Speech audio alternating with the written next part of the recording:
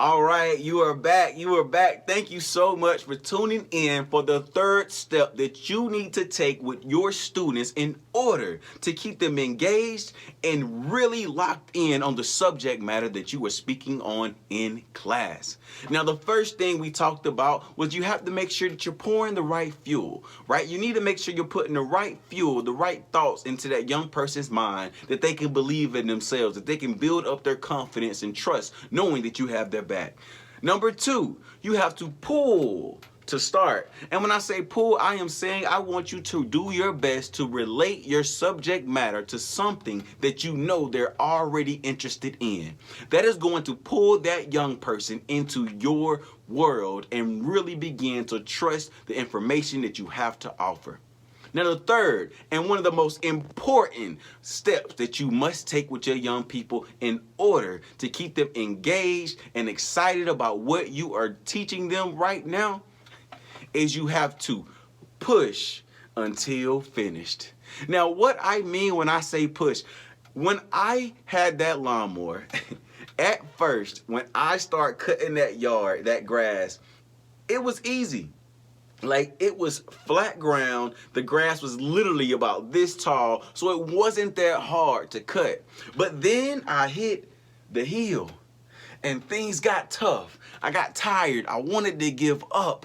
And what I'm telling you right now is that that young person has been with you, not just the first quarter, the second quarter, the third quarter. We're going on the fourth quarter, and this young person he's tired. She is ready to give up. She is tired of all the things that are going on around them. And I want you to know that they want to step up to the next level. However, sometimes they might need an extra push. Now, how do you push a young person, a student that's in your classroom, to not only engage with you, but also to stay in tune with what you were educating them on? Now, the way that you can make that happen is you have to push them in the direction that you want them to go. Sometimes, in order to move forward in a direction to take a step, we got to start with the small one. A mountain is climbed by the small steps that we take. So I need for you to be willing to help them along the way when they get stuck and they don't feel like pushing no more.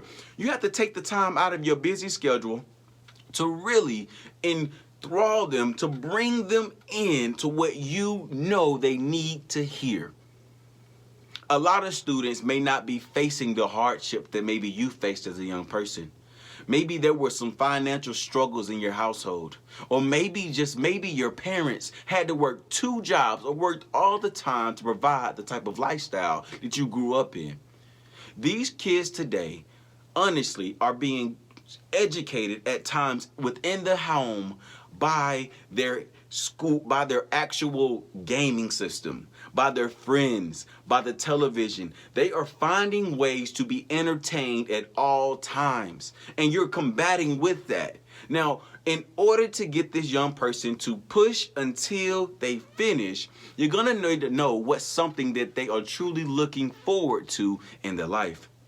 Ask that young person what they are interested in outside of school.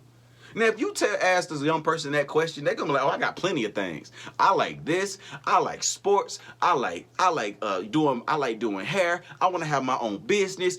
All of those type of things that they're already interested in. Those type of mentalities, the mentality required in order for them to actually achieve that goal is going to be reflected in how they honor their word within your classroom.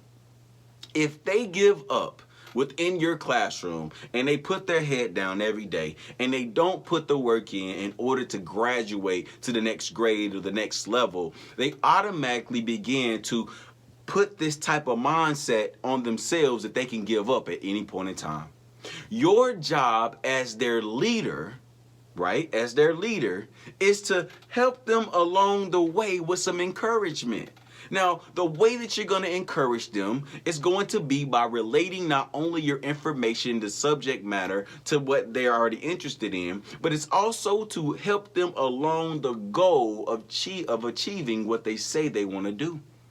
Now, a young person might say, for example, I want to go to play in the play professional basketball when I grow up. That is my overall goal. I want to go to the NBA. Now, the way that you would bring that to life and you keep pushing them is you say, hey, the last time that you went up for a free throw, did you miss it?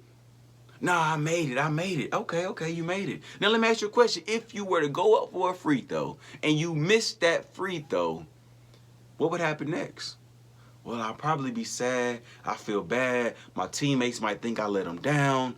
That type of thing will start to eat at me. Well, look, young man, Justin, I want to tell you something.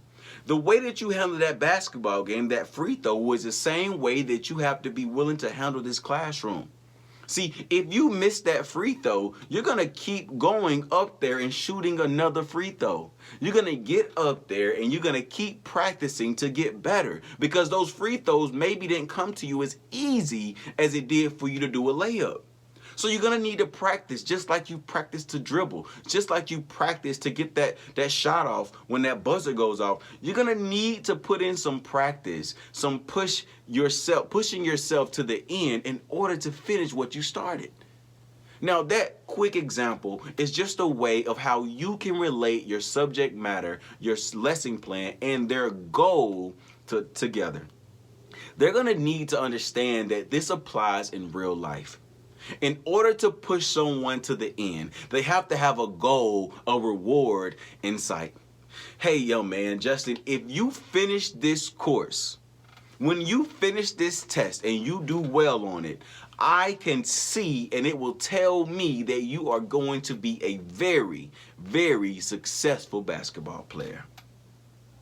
That type of empowerment, that type of conversation builds a young person up to really want to engage in what you have to teach, because they need to know that they can relate this to real life. They have a goal in mind and they need to complete it. They need to do step 1, step 2, step 3 in order to get there. Now, if you don't understand this, I need you to understand that they need to be pushed to the finish line. Because some students just don't get it, but they need you more than ever. In order, again, to keep your students engaged, step number 1, you must be willing to pour the right fuel in their mindset and keep them focused on their goal. Step number 2, you must pull and pull and pull your information to relate to their world of what they enjoy doing, like video games. And step number 3, you must push them until they finish. They need you right now to relate that information that you're teaching them to a goal that they've already set for themselves in the real world. And I'm not saying education isn't real, but to students, they feel like it's an obligation to be at school. For you, you need them to understand that just like this schoolwork is required to get to your success, that work that you do outside of the school is required for you to get to your success.